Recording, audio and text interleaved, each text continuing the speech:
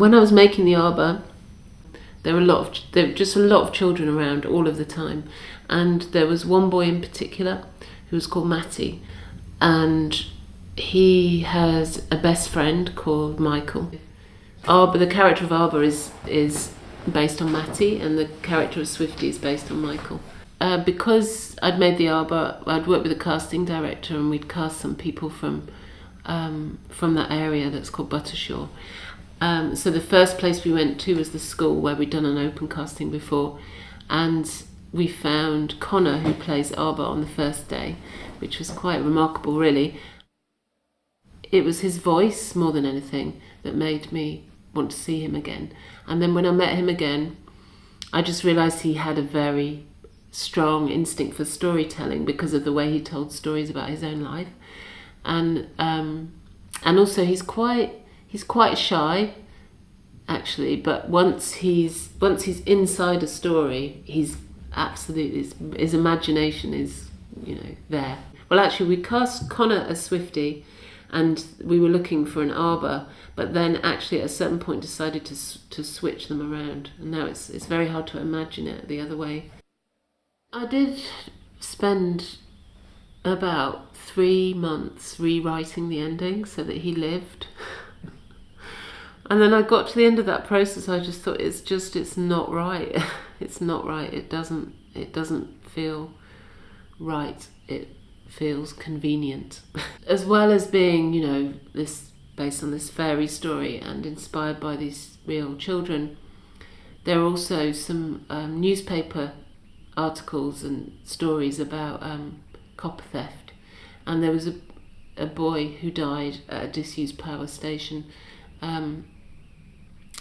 whose uncle, I think, had sent them to go and get copper.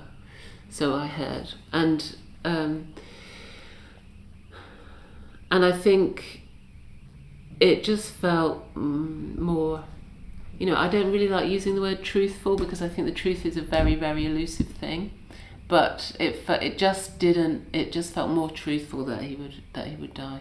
Yeah. So in those circumstances. One of the executive producers, people who commissioned the film, when I told her what I wanted to do, which was a contemporary realist story about children, but based on a fairy tale, she pointed me in the direction of the Dardenne brothers, and said, and the Kid with the Bike specifically, because she said, they've talked about it being like a fairy tale.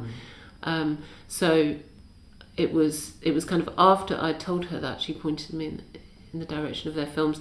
So I watched that with my children, The Bicycle Thieves and a film called The Apple, an Iranian film. But then I also watched their other films, and I think The Child in particular, I just think is completely wonderful and brilliant. And I think part of what I love about their films is their deceptive simplicity, and there's no pretension whatsoever. They're very stripped back in that way. But once you start to